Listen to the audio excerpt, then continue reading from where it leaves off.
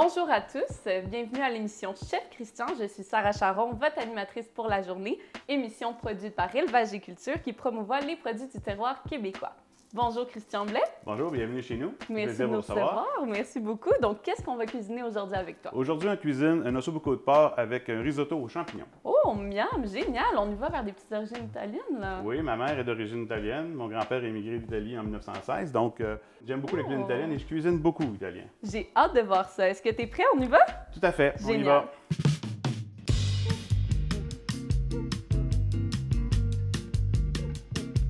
Maintenant, on commence par les légumes, c'est-à-dire oignons, carottes, qu'on va émincir et puis qu'on va préparer à la cuisson. Là, on prépare ça pour combien de personnes environ? 6 personnes. OK, parfait. Je vais avoir 6 rouelles d'ossobuco.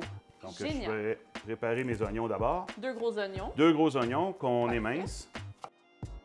Puis après ça, il va falloir les faire suer. On va faire suer les oignons. Parfait. On va ajouter les carottes et par la suite, les rouelles de porc également. Pourquoi je commence? Parce que je ne veux pas contaminer ma planche, je veux garder ma planche salubre. Oui. Donc, je commence par les légumes, puis par la suite, je vais préparer enfariner mes rouelles de porc. Ah, très bon conseil. Puis le porc, parlons-en. Toi, tu es directeur général chez Isoport. Oui. Qu'est-ce qui t'a amené à faire ce parcours-là dans ta vie? Bien, en fait, j'ai débuté ma carrière en Beauce et puis, parce que je suis agronome, j'ai gradué en 1987. Mes parents avaient une ferme laitière, donc je suis originaire, puis j'ai évolué en milieu agricole toute ma vie. Et puis, j'avais le goût d'étudier en agronomie, puis j'ai fait ma carrière là-dedans et j'ai commencé comme représentant laitier porc-voleur. J'ai touché à peu près à tout au début. Mes parents avaient une ferme laitière, donc je connaissais plus le laitier, le porc un peu moins. Mais j'ai travaillé comme étudiant pendant mes études dans une ferme porcine. Donc, j'ai fait le travail de porcher et puis j'ai eu la piqûre pour la production porcine. Génial! Puis par la suite, bien, ma carrière a évolué et puis j'ai commencé à travailler pour Jeune Alliance. Bien, en fait, je travaille pour Trout Nutrition, qui est la compagnie qui m'embauche, mais on a débuté la fondation de la compagnie en 1996. Et puis moi, j'ai par la suite développé toute la division génétique de Jeune Alliance. Et en 2010, un de mes collègues devait quitter et puis j'ai pris sa place. Et donc, j'ai remplacé pour prendre la direction également de Isoport et de Meunerie Saint-Hugues. Donc, je dirige les 3 compagnies présentement. Isoport, Jeune Alliance et Meunerie Saint-Hugues. Un homme bien occupé. Je manque pas d'ouvrage, effectivement. Et malgré tout, tu trouves le temps de cuisiner. Ça, c'est mon hobby, j'adore ça. Et puis, j'ai pris l'habitude depuis plusieurs années. J'ai cuisiné. J'étais gâté, ma mère m'amenait de la bouffe quand j'étais étudiant. Oh! J'avais rien qu'à la préparer. Mais j'ai pris goût à ça. Puis avec les années, je me suis impliqué dans du bénévolat où on avait organisé des événements. Et puis là, bien, c'était le fun. J'avais à préparer toutes sortes de repas. Et puis par la suite, j'ai pris goût. Puis j'ai continué à faire à manger. Puis chez nous, ma conjointe fait la nourriture le soir. Pour la semaine, mais pour la fin de semaine, elle a congé, c'est moi qui m'occupe de faire la bouffe. Ah, bien, c'est le fun. Ossobuco, est-ce que c'est un plat que tu as tendance à cuisiner souvent? Tu le connais Oui, bien, bien, c'est un plat que j'ai fait parce que, tu sais, le porc, il y a 32 coupes différentes sur le porc du Québec. Et puis, les jarrets de porc ou la pièce qui sert à faire les ossobuco, c'est, tu sais, originalement, l'ossobuco italien, c'est avec des jarrets de veau. OK. Mais c'est beaucoup plus dispendieux que le porc. Puis le porc, bien apprêté, avec une cuisson lente, et c'est vraiment tendre, c'est délicieux. Donc, j'ai commencé à regarder. Moi, je ne suis pas la personne qui suit un livre de recettes à la lettre. OK? Moi, je m'inspire de différentes recettes, je regarde sur le web, et puis, à un moment donné, là, je fais une combinaison de ce que j'aime. Il y a des ingrédients que j'aime moins ou d'autres que j'aime plus. Et puis là, je décide de faire vraiment là, la recette. Fait que l'ossobuco, il est issu de 3 ou 4 recettes différentes. Ma recette d'aujourd'hui, c'est facile à transporter, c'est facile à préparer, ça se prépare d'avance, donc aucun problème. Fait que c'est un plat qu'on peut cuisiner en semaine à l'avance, on travaille de la maison, par exemple. Ça se réchauffe très bien, même en réchauffé, c'est peut-être encore meilleur parce que les saveurs ont pris le temps la viande n'a plus le temps de s'imprégner dans la sauce, et puis c'est vraiment facile à réchauffer également. Des plats qu'on peut faire pour la semaine, je pense que tout le monde aime ça. C'est ça. Tu fais la fin de semaine, puis tu as des restants pour la semaine qui sont très, très bons. Même chose avec le risotto, ça se réchauffe bien, c'est facile à transporter. Donc, c'est souvent un de mes lunchs là, lorsque je travaille. Super. Surtout en confinement de ce temps-là où les restaurants sont fermés. Ah oui, c'est ça. On se fait des lunchs. On découvre des nouvelles passions, j'ai cuisiné. Par temps perdu, on cuisine. Bon, la première partie est terminée. Génial. Je vais maintenant passer au au porc. OK, parfait. La rouelle de porc, peux-tu m'en parler? Je t'avoue que c'est une coupe que je connais pas très Oui, bien. c'est une coupe qui est quand même assez récente, depuis quelques années, parce que ça est venu remplacer le jarret de veau. OK, C'est le jarret, donc c'est le bas de patte, OK. donc entre la cuisse et le genou, j'appellerais. Là. Ouais. Donc, c'est cette partie-là qui sert à faire le jarret de porc. Ah, génial. Donc, c'est un jarret de porc et avec os. OK. Donc, lorsque la cuisson va se faire, la moelle de l'os va se fondre, ça va donner du goût, ça va être onctueux au niveau de la sauce, donc ça va être plus goûteux. Puis là, est-ce qu'on travaille avec du porc du Québec? Oui, c'est tout du porc du Québec. J'ai acheté chez IGA. IGA vend que du porc du Québec. Donc, pour moi, c'est une place pour m'approvisionner. Donc, je ne veux pas acheter de porc autre que du porc du Québec. Je travaille là-dedans, j'encourage la production. Donc, faites pareil, il est excellent. Génial. Là, on va prendre les assaisonnements. Donc, fariner, la farine pour commencer. Bien sûr. Donc, Farine. Merci, Sarah. Et là, je vais l'enfariner des deux côtés. Légèrement. Je ne veux pas en avoir trop parce que je ne veux pas qu'elle brûle la farine à la cuisson. Ouais, je veux juste qu'elle fasse dorer la viande. Ça va aider à saisir ma viande. Par la suite, on va prendre Tiens, je vais te la donner. Oui. On va prendre les épices. Et je vais... ça, c'est ma recette personnelle. J'adore cette épice-là. Fait que c'est des épices que j'appelle épices à part, que je fais saupoudre d'un seul côté, parce que l'autre, je vais le garder pour poivrer et saler mes rouelles. Ça, c'est quoi exactement comme épice? C'est des épices à part Dion. OK. Et puis, il y a différentes épices dedans, mais ça prête très bien. Ils sont faits pour le porc. Et puis, il y a un petit peu de sel, mais il y a sauge, thym, sarriette, origan. C'est des épices qui sont vraiment, en tout cas, bien adaptées pour le porc, puis ça donne une excellente saveur. Et c'est très goûteux. Ça sent très bon. En tout cas, Ouais. vous ne pouvez pas le sentir à la maison, mais je vous le souhaite parce que ça a une odeur vraiment J'essaie particulière. d'en mettre partout. Et puis, lorsque c'est terminé, je les fais pénétrer un petit peu, juste pour pas qu'ils tombent On à tapote la la viande. cuisson. On tapote un petit peu. On va se laver les mains par la suite pour être sûr. Et je retourne. Et de l'autre côté, je vais m'emmener la poivrière et Bien la sûr. salière. Et là, je vais que les salés poivrés. C'est bien le sel? Ça, c'est le sel. Ah oui. J'en fais un petit peu à la préparation. Puis par la suite, je laisse les gens le mettre dans leur assiette directement en bonne fonction du goût. Fait que comme ça, ils ne sont jamais trop salés. Mais Moi, je t'avoue que ça rehausse les saveurs. j'adore le sel. C'est C'est mon ça. petit péché, je m'avoue. Je m'avoue coupable. Et là, je suis prêt pour la cuisson. J'ajoute l'huile d'olive. Et puis par la suite, on rajoute quelques noix de beurre pour permettre de saisir le porc. Déjà, ça s'en vient. On ne charrie pas sur le beurre, on Non. aime ça. On aime ça. Puis là, on va prendre les rouelles. Parfait. Les fameuses rouelles qu'on a enfarinées et avec lesquelles on a mis également quelques On a petites assaisonné. fines Et maintenant, on les saisit viandes. Est-ce qu'on les saisit des deux côtés? des deux côtés. 1 à 2 minutes pour avoir une belle coloration, Oui. dégager les sucres. Et puis par la suite, on va les mettre dans le plateau. Après ça, on va préparer nos légumes. On fait comme ça. Donc, je ne vais pas en mettre trop en même temps pour ne pas perdre ma cuisson. Mais c'est plus facile dans le fond à gérer Ouais. avec 2-3 morceaux à la fois. Exact. Ça sent très bon. Déjà, on sent les épices avec le beurre, là. Donc, on les retourne. On voit le début de coloration. Donc, on va les retourner. Là, on a notre côté poivré. Comme ça, on va obtenir une petite croûte, une petite Exact. caramélisation avant Puis- de finir au four. Puis, ça va nous donner des sucres de viande Oh! qui va permettre, lorsqu'on va déglacer les oignons, on va mettre les carottes. Et par la suite, on va déglacer au vin blanc. Ça va permettre de remettre tous les sucres en suspension. Et on va ajouter nos autres ingrédients, c'est-à-dire les tomates et le bouillon de bœuf. Parfait. Vous terminez avec les épices. Donc, on cuit D'accompagnement. la viande. Après, dans la même poêle, on va saisir les légumes. Oui. Donc, on va utiliser tous les sucres de cuisson justement qui vont être restés au fond de la poêle. Exact. Parfait. Et par la suite, on va finaliser. On va remettre au four pour 2 heures. Wow! Ah, ça doit être tendre aussi après. Oui, c'est la cuisson lente. La cuisson lente, surtout que c'est une pièce qui nécessite une cuisson lente pour garder une jutosité et une tendreté de la viande.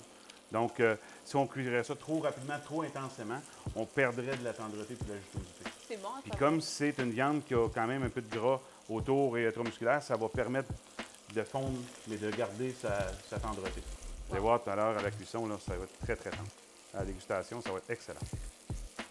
C'est un repas tu aimes préparer pour amis, famille? Oui, parce que c'est un repas qui est facile à préparer parce qu'on le prépare d'avance. On en va au four 2 heures, fait que la famille peut arriver où on sait, on organise notre horaire en conséquence. Et puis il peut rester là, même si après 2h15, 2h30. Un coup que la cuisson, on ferme la cuisson, on garde ça à température minimum. Et puis, parce qu'il y a eu puis il reste dans son jus, donc ça fait que c'est une viande qui se prépare très, très bien puis qui peut s'offrir là, en gros groupe également. Fait que c'est facile. Donc, ça fait des restes, ça sert plein de personnes, on aime ça. C'est une coupe en plus qu'on apprend à découvrir. Oui, parce que c'est une coupe qui n'est pas beaucoup connue, mais c'est pas très dispendieux. Ah oui? Là, on avait pour une quinzaine de dollars maximum pour les 6 rouelles. Ça nourrit 6 personnes. Ça fait un Fait bon que ça fait repas de l'accompagnement. famille, Ben pas oui, trop cher, pas cher. abordable. Puis, oui, ça demande un petit peu de temps de cuisson, mais c'est simple comme préparation. Est-ce que ça demande beaucoup de surveillance comme plat? C'est là la pire surveillance. Après ça, on envoie ça au four, puis on l'oublie. On aime ça. On l'oublie pour 2 heures. Même mon copain serait capable de le faire. Probablement. Donc, excellent. La cuisson est belle. Donc, on retire. On ferme. Ah, ça fait des belles portions en plus. Oui, oui, c'est des belles portions. On en a pour notre Et argent. là, on va prendre les légumes. Oui. On va ajouter les légumes. Ça, on les laisse là reposer. On On va laisse juste ça à l'air comme ça, ambiance, Oui. ça dérange pas. ajouter juste un petit peu d'huile d'olive. Oui. J'ai tes légumes Oui, merci. pour éviter que ça colle. Dans le Oui, fond. puis ça brûle aussi. C'est pas bon au goût. Donc là, on y va à feu moyen vif. Feu moyen vif. On rajoute les légumes.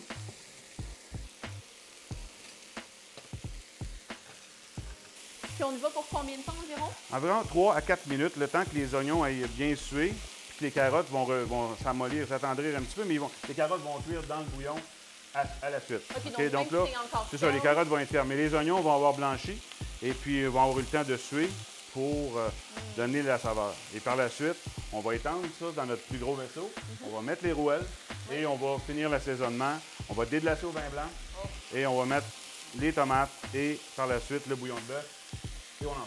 Est-ce qu'on veut un vin blanc sec, un vin blanc sucré? Oh, ben pour déglacer, je prends un vin de tous les jours, là, un vin qui est un vin assez sec, pas Oui. trop sucré. Pas un vin non, parce que ça me prend mieux qu'un sucre. Pour OK. déglacer, c'est un vin de tous les jours, c'est pas un vin dispendieux. Parfait. Je le prends pas pour boire, mettons, comme ça. On y va pour la cuisine seulement. Oui, c'est ça, c'est un petit vin de cuisine. Par la suite, on va ajouter Parfait. les épices. OK. Est-ce qu'on a les mêmes qu'on avait utilisés Non, pour là, la viande? on a de l'origan séché, OK. on a du thym Oui. séché et du basilic séché. Du basilic séché. Oui, j'adore le basilic. Tu vas voir tout à l'heure, on va en rajouter à la fin de la cuisson. On va faire une gremolata. Une gremolata, c'est 2 citrons, 2 zestes de citron, Oui. de 2 citrons, avec, normalement, c'est du persil plat, OK. avec de l'ail. Et là, moi, ce que je fais, parce que j'aime beaucoup le basilic, j'ajoute du basilic dans ma gremolata. Oh, wow. Ça fait nos petits goûts. Et ça, c'est mis 10 minutes avant la fin de la cuisson. OK. Juste saupoudré en surface pour donner un petit punch, un petit goût là, Oh, ça doit supplémentaire. être bon. Tu m'en C'est fais vraiment bon. découvrir des choses aujourd'hui, Christian. Je vais en avoir, ça va être le fun. Tu vas voir, c'est bien. On est là pour apprendre.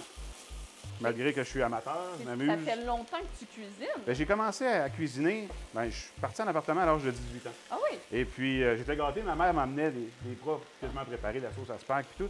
Mais j'avais la chance d'apprendre à cuisiner un petit peu. Mais c'est plus tard, lorsque j'ai gradué à l'université, lorsque j'ai connu ma conjointe, son père est originaire du Bas-Saint-Laurent. Oui. C'était des bons cuisiniers, sa mère, son père. Et puis, c'est là que j'ai appris à cuisiner des mets un peu plus raffinés et à goûter des mets un peu plus raffinés. Et puis, à avoir plaisir à cuisiner. Fait que là, j'ai commencé à faire des plats différents, plus simples, moins de tout préparer, moins d'acheter prêt à manger à l'épicerie. Et puis, ou en canne. Ben oui, À mais l'époque, on a on la était chance, jeunes, en plus, étudiants. d'avoir des produits Puis- ici au Québec qui sont faciles d'accès, qui sont bons. Je veux dire, ça facilite la cuisine. On va Et être c'est honnête. beaucoup moins dispendieux de cuisiner que d'acheter tout préparé. Oh oui. Donc, puis on connaît la fraîcheur, on connaît nos ingrédients. Donc, on a vraiment le meilleur des produits. Puis les produits du Québec, c'est des produits d'excellente qualité. Le porc du Québec, en particulier, il est reconnu mondialement. Il est exporté dans au-dessus de 100 pays. Puis, Qu'est-ce qui fait qu'il est aussi reconnu, la qualité. notre porc? on a un produit, une génétique de qualité supérieure. On travaille avec des animaux de race du roc en produits terminaux OK. qui amènent je dirais, une meilleure qualité de viande. Oui. On a une meilleure persillage. Le persillage, c'est le gras intramusculaire. Oui. OK? On va le voir plus lorsqu'on cuisine des longes ou des filets, mais Ça ajoute à la ça ajoute tendreté, je crois. tendreté, jutosité. Et puis, en plus, on a aussi le fait d'avoir une viande, ça donne une viande un peu plus rouge, donc un petit peu plus que les Japonais, entre autres, adorent énormément. Ils aiment moins. On n'aime pas une viande à deux tons, pâle et foncé. On veut une viande rouge uniforme parce que ça, c'est un gage de qualité. Lorsqu'on va à l'épicerie choisir nos morceaux de viande, c'est important de choisir des viandes qui sont d'une couleur uniforme et là, assez rouge. J'en prends OK. bonne note. Donc là, c'est correct pour mes légumes. On coupe le feu. On coupe le feu. OK. Et là, on va déplacer au vin blanc. Je vais m'amener le vin blanc. Tout de suite. Et on va ajouter les épices. Je te verse ça. Oui, tu me verses ça Au complet? directement au complet. On y va avec une quantité de combien environ? C'est une tasse. Une tasse, parfait. Donc, une tasse de vin blanc Oui. pour déglacer. Et là, on laisse. Puis là, on rallume le feu. Oui, Est-ce qu'on on le laisse. plus bas, ou- Non, au maximum. On Maximum. on laisse évaporer. OK. À peu près la moitié, un petit peu plus que la moitié. On laisse vraiment là, on veut éliminer l'alcool, Oui. puis on veut garder le goût du vin blanc. OK. OK. Qui va se mélanger avec Qui va les se épices. mélanger. Là, on peut ajouter les épices tout de suite. Parfait. OK, ça nous fait sauver du temps un petit peu. J'ai à peu près une cuillerée à thé de chacun des ingrédients. Et j'ai l'équivalent de 2 gousses d'ail à l'intérieur. Et j'ajoute quelques feuilles de laurier. Wow. OK? Pas l'outil parfait pour ça, mais je vais l'avoir. Et on laisse réduire le vin blanc. Puis pendant ce temps-là, on a allumé le four. On a allumé le four à 350. Donc ça commence à réduire. Ça réduit quand même assez vite en Oui, plus. oui, c'est quand même assez rapide. L'alcool s'évapore, donc il n'y aura plus d'odeur et d'effet d'alcool. Donc ça, c'est la partie la plus longue finalement Oui, de c'est la la partie la plus longue. recette. Oui, parce que ça, c'est la plus longue préparée. Après ça, là, c'est terminé. Directement, on peut amener le plus gros vaisseau Oui. sur la planche. Et je vais transvider ça dedans.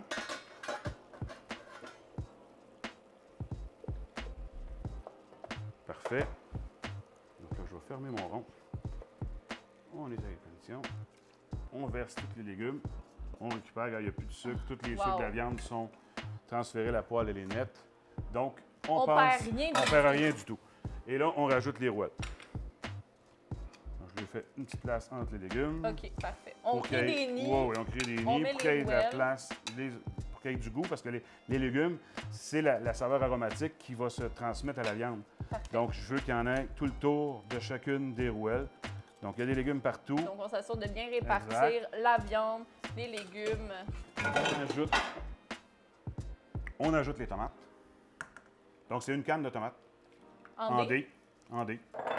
Donc, on égalise et on ajoute le bouillon de bœuf. Et là, on couvre. Ça permet de couvrir les rouelles. Donc il faut prévoir quand même une bonne poêle. Là. Oui, oui, c'est ça. Et puis là, on enfourne, on couvre et on enfourne pour 2 heures. Et on met le couvercle.